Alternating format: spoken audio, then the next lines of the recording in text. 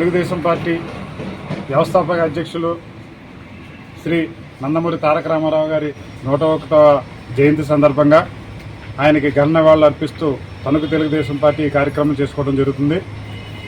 ఏదైతే ఆయన 1983లో పార్టీ స్థాపించి ఆయన్ని పేదలకు సేవ చేయాలనే ఉద్దేశంతో సమాజంలో విప్లవాత్మకమైన మార్పులు తీసుకొచ్చినట్టు వ్యక్తి ఎవరన్నా ఉన్నారంటే అది నందమూరి తారక రామారావు అని చెప్పుకోవాలి.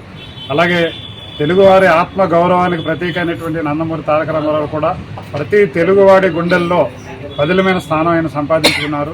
అలాగే ఆయన అమలు చేసిన ఏవైతే సంక్షేమ కార్యక్రమాలు ఉన్నాయో అవన్నీ కూడా ఈ రోజుకి కూడా దేశవ్యాప్తంగా తెలుగుదేశం పార్టీని ఆదర్శంగా చేసుకుని అన్ని పార్టీలు కూడా అమలు చేయడం జరుగుతుంది.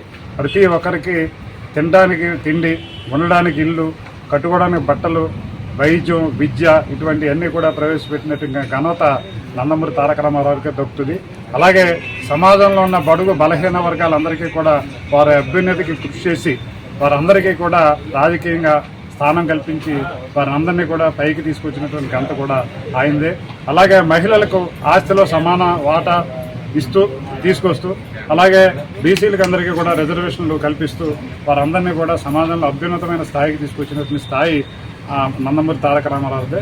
అటువంటి వ్యక్తి అడుగుజాడల్లో తెలుగుదేశం పార్టీ చంద్రబాబు నాయుడు గారి ఆధ్వర్యంలో మేమందరం కూడా ఈరోజు కూడా పాటిస్తూ నీతికి, నిజాయితీకి, నిక్కచ్చితత్వానికి, సమాజాన్ని అభివృద్ధి చేయడానికి మా తెలుగుదేశం కార్యకర్తలు ప్రతి ఒక్కళ్ళు కూడా ఆయన అడుగుజాడల్లో నడుస్తామని చెప్పి సందర్భంగా తెలియజేస్తూ సెలవు తీసుకుంటాం.